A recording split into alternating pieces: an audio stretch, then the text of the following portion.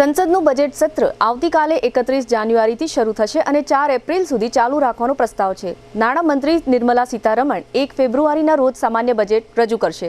સંસદીય બાબતોના મંત્રી કિરેન રિજિજુએ એક્સ પરની એક પોસ્ટમાં આ માહિતી આપી હતી। તેમણે કહ્યું, ભારત સરકારની ભલામણ પર રાષ્ટ્રપતિ દ્રૌપદી મુર્મુએ 31 જાન્યુઆરી 2025 થી 4 એપ્રિલ 2025 દરમિયાન બજેટ સત્ર 2025 માટે સંસદના બંને ગૃહો બોલાવવા માટે મંજૂરી આપી છે।